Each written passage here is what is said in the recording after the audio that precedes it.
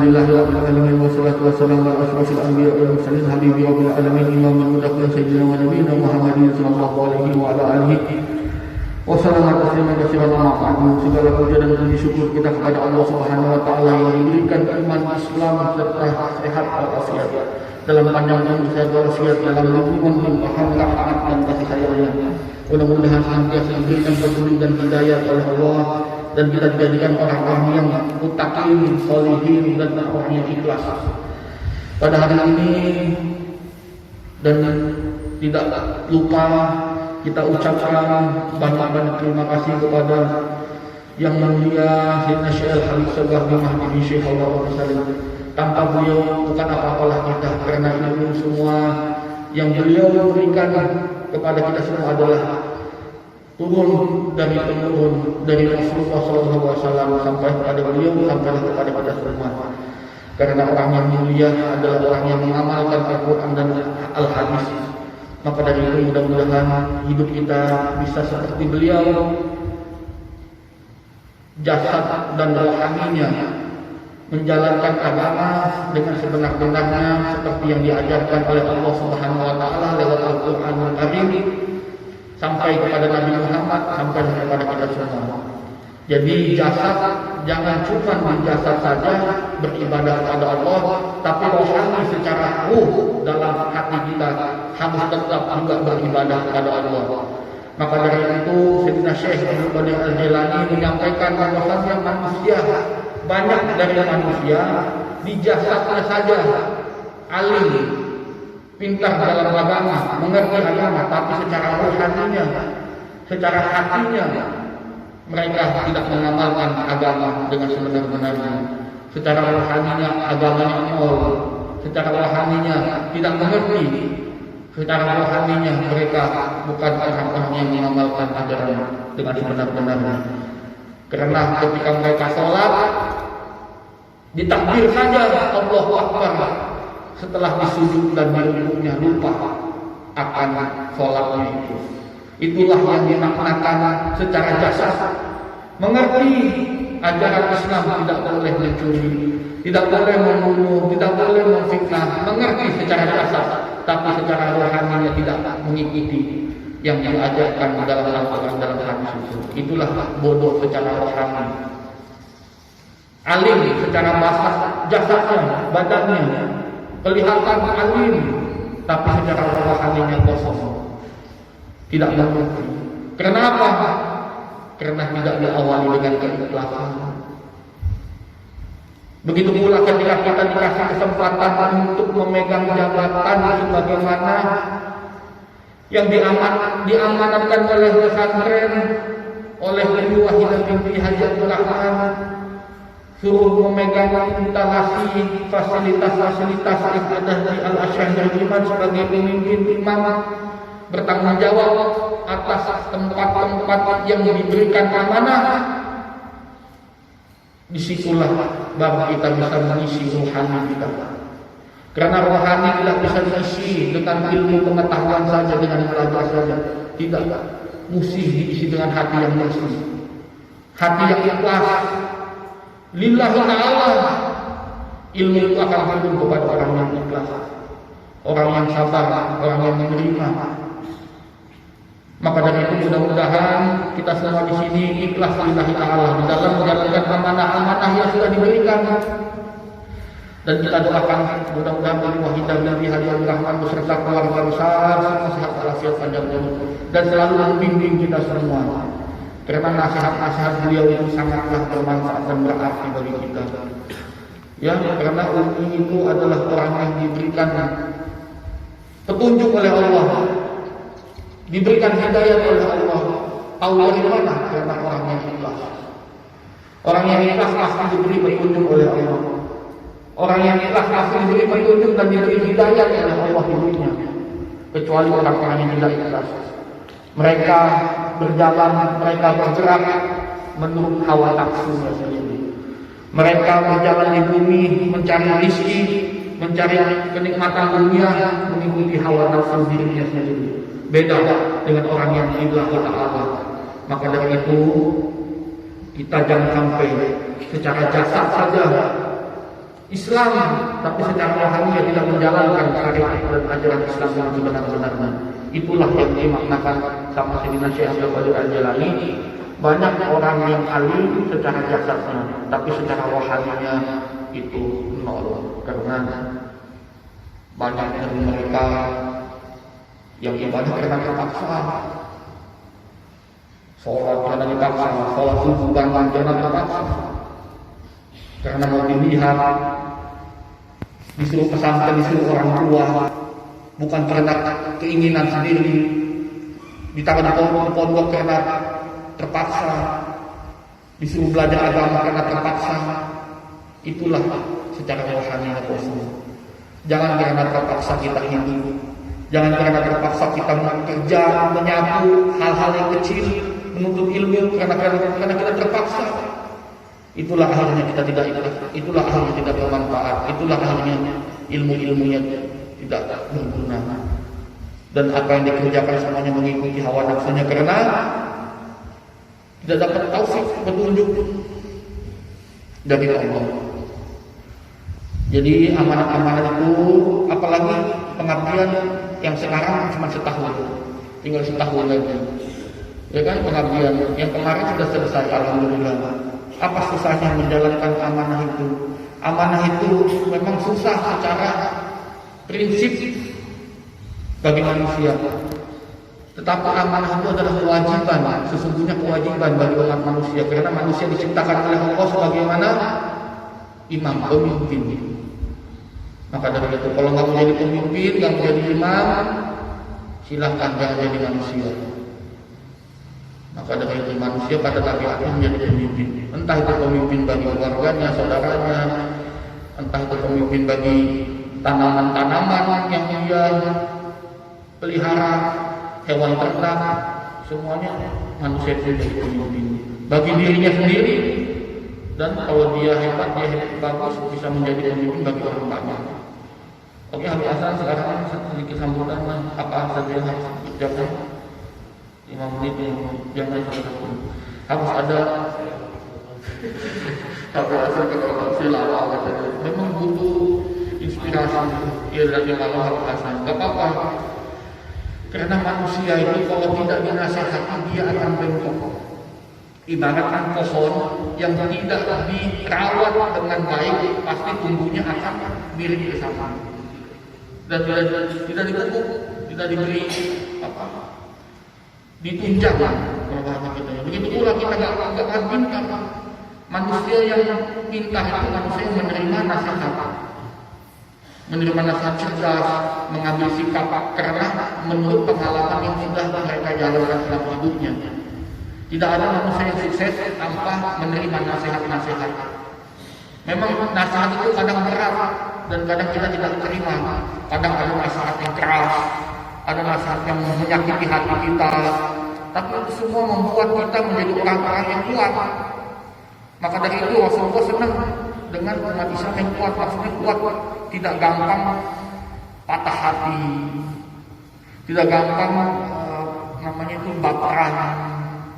Dikit-dikit bawa perasaan, dikit-dikit galau, nangis, dikatain dikit langsung tersinggung. Jangan sampai. Ya, kita ambil contohnya Nabi Adam sama Iblis. Iblis tadi itu sangat ganteng wajahnya, rupawan, ya kan, dikutuk sama Allah jadi jelek mukanya. Karena apa? Karena sifatnya tidak mau menerima nasihat. Dikasih tahu congkak, sombong, ya kan, merasa lebih pintar. Makanya kita coba menjadi pendengar, belajar itu menjadi pendengar sejati. Harus menjadi pendengar sejati. Selesai dari pondok mesti sudah bisa berpidato dengan rapi.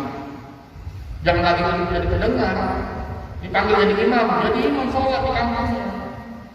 Oh, sudah di pondok sudah selesai, sudah nggak ada lagi. Oh, nggak bisa zikir, nggak bisa wirid, nggak ada. Sudah nggak ada cerita-cerita seperti itu, sudah harus bisa, sudah harus siap. Maka dari itu di pondok itu betul-betul selesai dari pondok sudah nggak ada cerita lagi, nggak bisa jadi imam, nggak bisa baca maulid, nggak bisa baca doa, nggak bisa mendoakan orang tua, nggak bisa pidato, nggak bisa ceramah, nggak bisa cari uang, nggak bisa kerja, nggak ada cerita itu. Sudah keluar dari pondok sudah mesti siap. Mati dari hidup. Gak ada lagi nanti nanya sahabat, apa gimana ini saya? Gak ada lagi. Sudah harus mandiri, berdiri dengan kaki sendiri.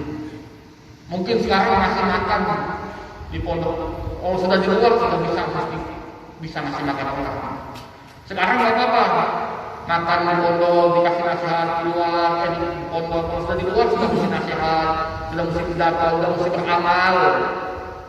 Di pondok mencari amal, di luar sudah mesti beramal.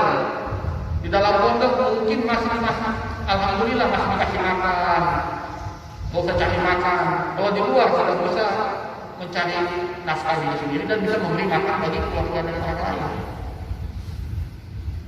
Begitu makanya di pondok itu syukuri dulu, nikmati dulu di pondok. Jangan buru-buru pengen pulang. Kalau sudah di luar, sudah di rumah, sudah di pulang, sudah mesti siap nyari makan. Buat orang lain, buat orang lain, bukan buat diri lagi, bukan buat sendiri lagi. Udah mesti bantu bapak ibu, udah nggak ada cerita lagi. Ibu itu kucing bantu kita, masakin makanan kita. Ya, bapak cari uang buat kita, kasih uang buat orang, enggak ada, sudah sebaliknya. Maka dengan di pondok itu jangan buru-buru kayak pulang. Semua ada waktunya pulang, tak selamanya. Kecuali para sakit yang ikhlas, para ustaz yang setia, yang komunikasi dengan baik, itulah yang sampai mati di akhirat ini, sampai mati.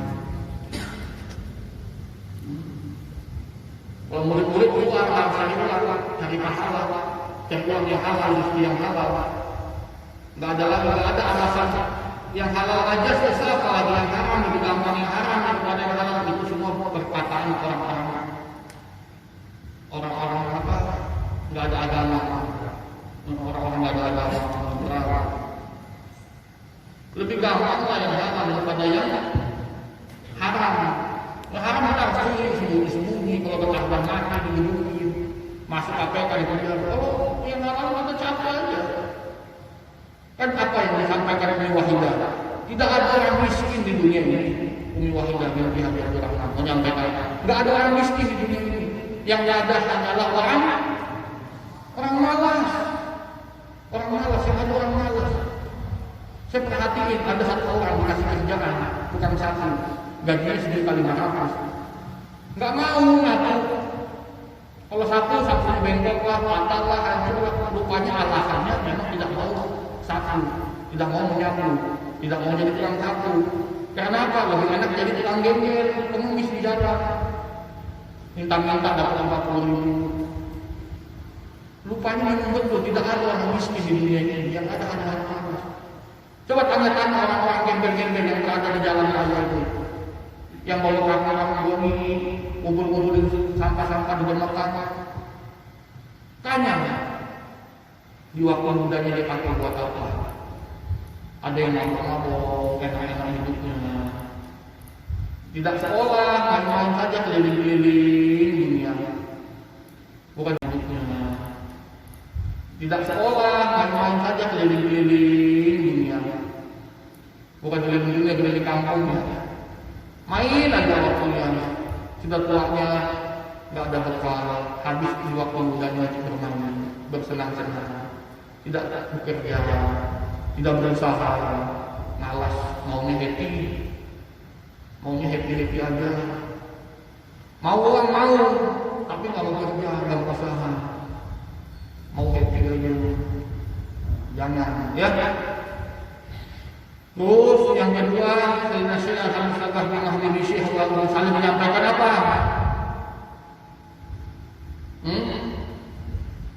Orang yang mulia adalah orang yang apa? Mengamalkan, ya? Yang mengamalkan apa? Al-Quran. Mulia dalam segi apa? Di dunia apa di akhirat? Mulia di akhirat. Karena wali-wali Allah, orang-orang alim, orang saleh nggak ada yang sisa di hari aja. Kiai ustaz paling miskin di kampung punya motor, punya rumah, gembel-gembel. Benar kan? Itu dunia akhirat, belum di akhirat nanti lebih mulia lagi. Benar yang disampaikan oleh Sayyidina Syekh Al-Habib Sultan Indonesia Fatul Khalil.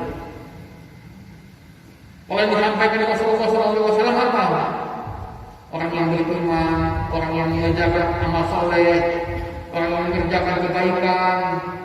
Islam yang beriman di Islam dulu ya. Dijamin hidupnya, bayar dijamin hidup. Hidup dan matinya, selamat ya. Kalau dalam Al-Quran apa? Allah Subhanahu wa Ta'ala berfirman dalam Al-Quran. Dijelaskan apa? Orang-orang yang selamat itu dalam surat Yasin yang setiap kali dibaca. Salamun awal birrahim. Habis salam sebelum salam awal birrahim apa? Apa? Habis salam awal birrahim kan tentang beliau muslimun, tentang orang yang durhaka. Sebelum di atasnya salam awal birrahim. Apa?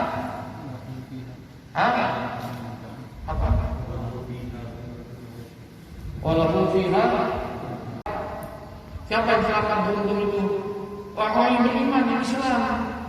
Sini Islam semua bukan? Islam bukan penting dibangun. Nanti di dunia sebentar lagi selesai. Ini Islam bukan? Di masjid Islam bukan? Islam. Ragu-ragu Islam. Ragu-ragu itu.